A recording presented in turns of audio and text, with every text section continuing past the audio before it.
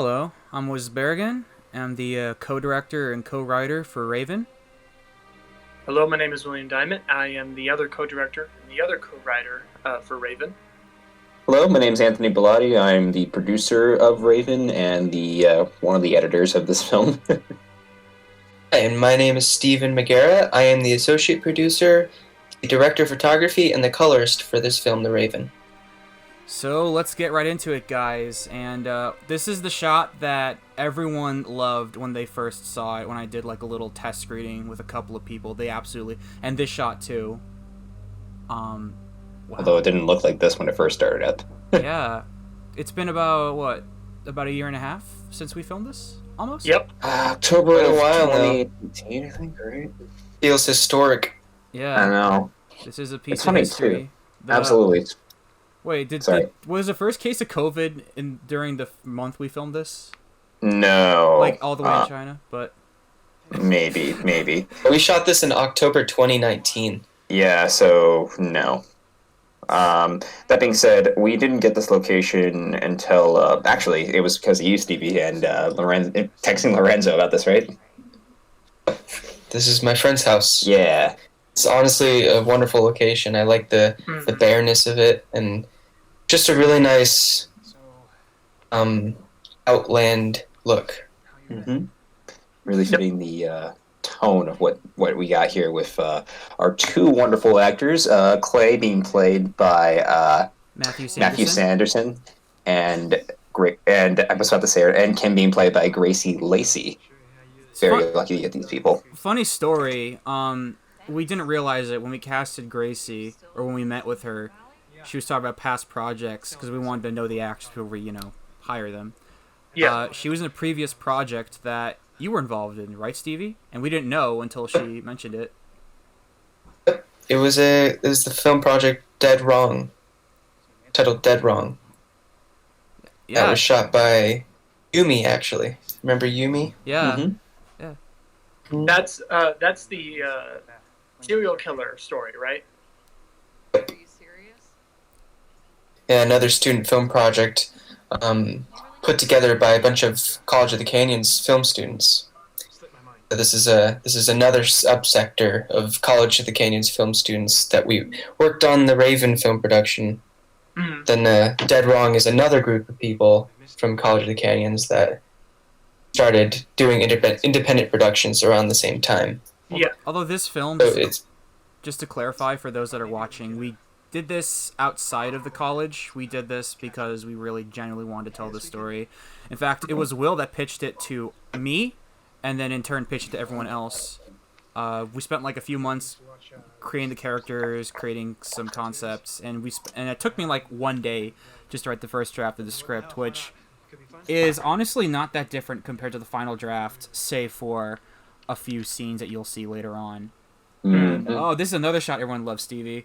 Yeah, no, this shot right here, we put in the trailer. Yeah. We've put in some festivals actually use that and promoted the film, which is pretty cool. Yeah, it's an epic shot. Yeah, it's a really nice shot.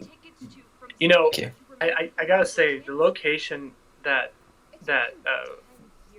we were using for this, I think, really helped us just have more freedom in the shots that we want to make. Because when we did the house, which is about to come up later in the short, it was more confined. So during the staircase, we didn't have a lot of freedom. With this, we had like total freedom to kind of innovate and find out Absolutely.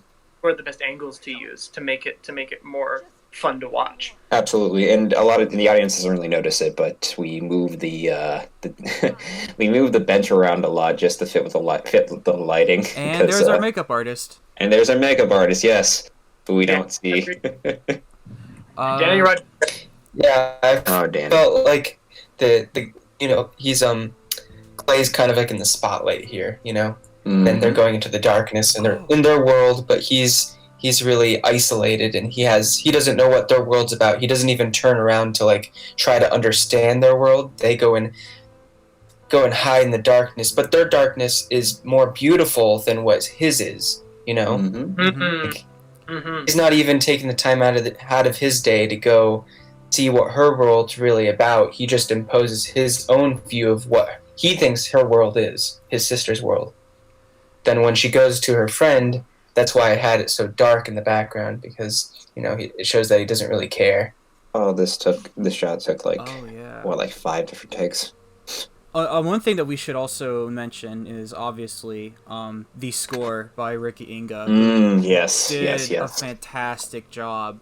It was so Yeah, like good. honestly, like we didn't intend to have a composer initially when making this film, but one thing led to another. We ended up getting Ricky on board, and he was a big fan of the project, and he's a great composer.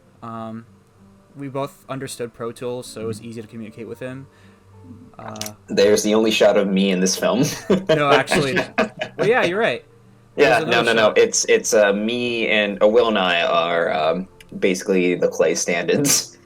Yeah, the only two white guys on set during that day. So, No. In reality, that was shot in my parents' basement. I think. Oh, here we go. All right, this shot looks really good, Stevie. But we're gonna talk about the elephant in the room. That fucking baseball bat. Oh, god damn it. Ah, fuck. Oh, when we get to the other staircase too, that was basically held by duct tape, and that was like a bike's like water like cup holder thing. We couldn't find something to get it in time.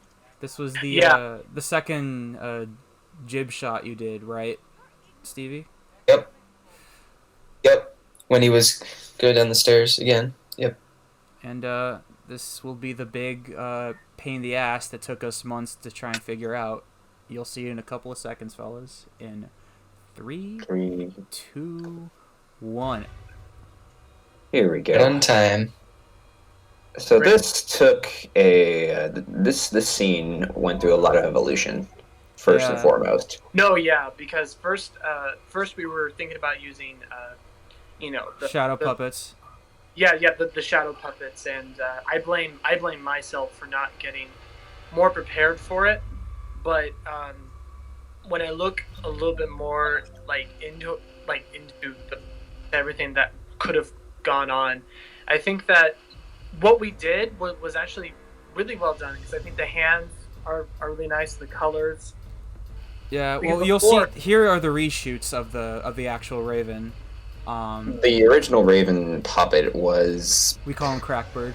We call him Crackbird because he made pretty much everyone, especially you, Stevie, laugh on set, which is it was not a serious bird at all. It was not a serious bird at all. I feel like the serious Raven look, like the more intense look for a Raven, really paid off. Oh, absolutely. In the beginning, it was such a a jokester bird. It's like making fun of Clay in the bed. It's like, oh, I'm Crackbird. Another really good shot right here, by the way, Stevie. Hey, look, it's a thumbnail. Yeah, pretty much. This is my favorite shot of the film. Yeah. Crackbird will return. Almost like the Raven's kind of out of the cage. Exactly. And it's going through the house. You mean everything in this film was intentional? No, I thought that was the point, though. Yeah. Okay, here. Gotta make those connections. Yeah, absolutely. This shot right here was when the baseball bat really fell. It didn't hit anyone, I think, except me once, but that's okay.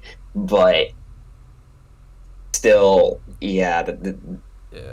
I wish we found something else in time, but that's okay. Honestly, one of the most fun aspects about pre-production or even production was working with you, Stevie, on figuring out these shots, going to locations, and storyboarding, because it was easier for me to communicate with you with storyboards because we both are very specific on certain looks, and that was a lot of fun. And I don't know if you can see it, but Crackbird is right on the counter somewhere. Oh yeah, he's right in the far right. Except you can't really see him because it's just pure darkness. Was he there? You could see movement. Oh yeah, you can see movement right there. Hey, look, the coffee machine is on. God, this was shot at 3 a.m. in the morning, and we were No, it was 12. We were. Or sometime. It's because quite late, and everyone wanted coffee, so I was fuck it, I'm just gonna put on some coffee. I'm sorry. Well, yeah. No, the other thing was it got really cold. That too. It's really, That too. despite popular belief, it gets really cold at night in towards Central California because it's just desert. Originally, if I'm not mistaken, you guys wanted like some sort of argument going on around here before the choir. We wrote some lines and it just felt very, very odd. So unfortunately, you mean like the when Clay is like struggling, hearing all these voices in his head. but like the parents arguing that in his head. Wait, Yeah. If I'm not mistaken, Steve, was this the first shot that we did, like for the day, or I'm just remembering? No, you're not wrong. Yeah, this was the first thing that we did. Yeah, gotta try to get that morning light. Yeah. That was honestly, yeah. Obviously, COVID took a hit, and that's the reason why it took so long for this film to come out. But Absolutely. If I remember correctly, we were trying to push this for an April 2020 release, but COVID happened, and we couldn't really get together to edit. We had a few people drop out, which is completely understandable. At the same time, how dare you survive for money? But I have to say that I'm really satisfied with the ending, because I remember like Moises and I, when we were writing, we were kind of like wondering how we were going to end it, because we didn't know if we wanted a good or bad ending, and we both kind of came to the conclusion that like, what if we just kind of have like a little kind of a good send off for Clay. Again, like, you don't have to like his character, but at least he listens to what his sister tells him in the end, right? Like, exactly. He's leaving her alone. He's leaving her, giving like the wish that she wants. Yeah. Yeah. Part ways. Finally. Yeah. Yeah, exactly. Right. He parts ways. Yeah, there was no way it could have been like. Oh my god, ending, there's so many names worked on this. Yeah. A lot of people that obviously all of us knew because of school. That being said, though, this film, aside from being the longest project that as far as I'm aware, that me and me and Will have worked on the longest, it certainly paid off. Well, that was the commentary, guys. I understand it was short. Hopefully the next project will be longer. Thank you all for coming on, and thank you all for watching. We'll see you next time. Thank you. Thank you. Bye. Thank you. Bye.